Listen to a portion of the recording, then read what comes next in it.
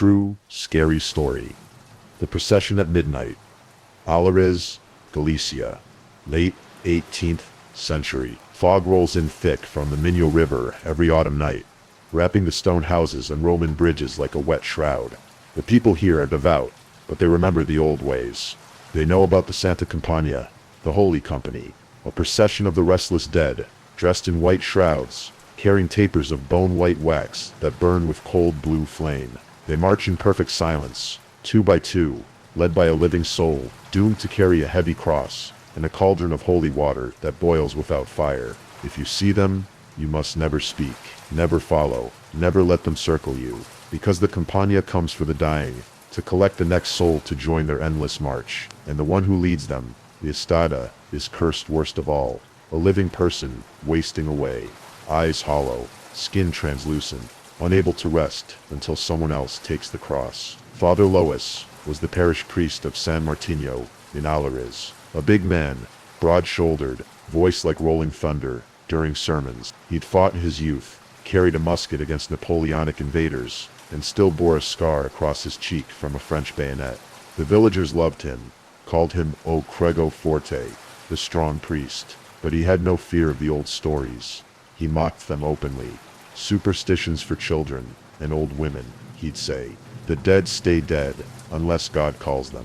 Until the autumn of 1792, it began with deaths. First an old shepherd found cold in his bed, mouth open in silent scream. Then a young mother, healthy at sunset, dead by dawn. Then 3 children, in 1 week.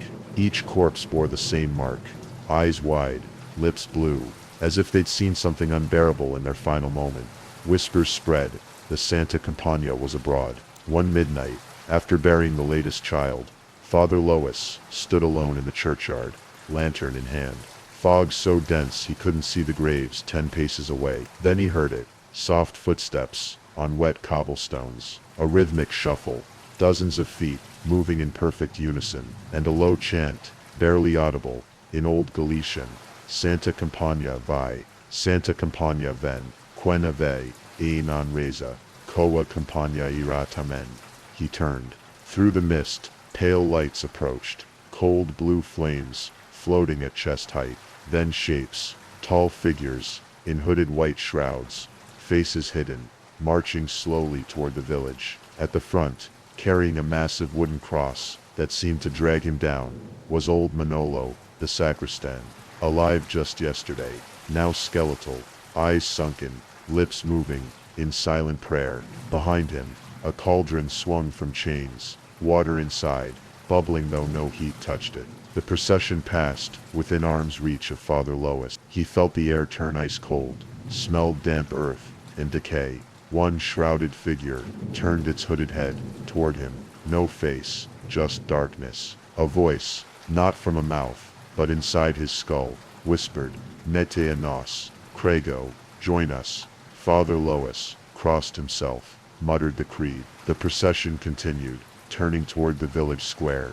He knew what that meant. They were coming for more souls. Something snapped in him, not fear, rage. This was his flock, his village. No parade of ghosts would steal them while he still breathed. He ran back to the church, grabbed the processional cross from the altar. Heavy oak, silver-plated, the vial of holy water blessed on Easter, and a thick length of rope. Then he sprinted after the Campania. They moved slowly, inexorably, through narrow streets.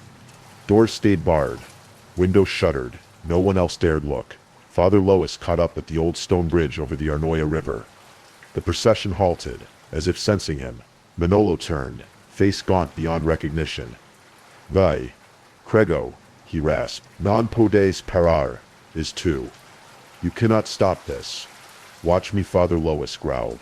He stepped into the middle of the bridge, blocking their path.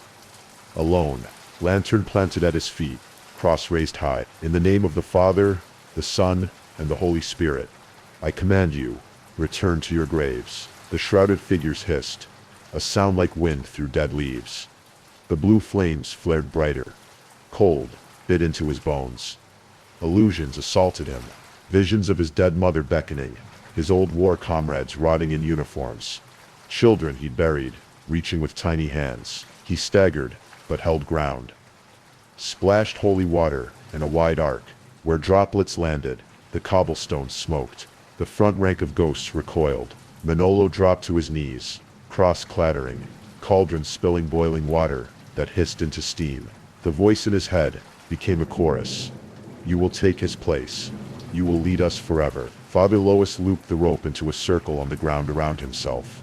Old protection rite his grandmother taught him. Half forgotten, he began the full exorcism rite.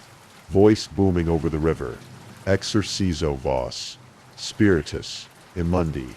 Hours passed. The Compaña circled, pressing closer, flames licking at the rope ring. His voice grew hoarse. Throat raw, arms trembled, holding the cross aloft. Frost formed on his beard. Several times he nearly fell, vision tunneling, the weight of centuries of death pressing down. At the darkest hour before dawn, something shifted. A faint glow appeared in the east. Not sunrise yet, but the promise of it. Church bells in Allariz began to toll automatically, as they sometimes did in Galicia when great evil was near. The sound was like hammers on an anvil. The ghosts shrieked, a sound that shattered nearby windows. One by one, they dissolved into mist, sucked backward into the fog. Manolo collapsed, suddenly himself, again, old, exhausted, but alive. The cross and cauldron vanished like smoke. Father Lois stood alone on the bridge, as true dawn broke. Rope circles scorched black around him. He never spoke of that night in detail, but the death stopped. Manolo recovered slowly, though he never rang the bells again. Years later, on All Saints' Eve, villagers claimed to see a lone tall figure in black on the old bridge. Father Lois, still guarding, and if the fog rises thick, and footsteps are heard, the bells of San Martino toll by themselves. One priest, one night, one unbreakable will, against the march of the dead. In Galicia, they say the Santa Compaña still walks, but it avoids Allariz. It remembers the night a mortal stood alone, and made death itself turn back.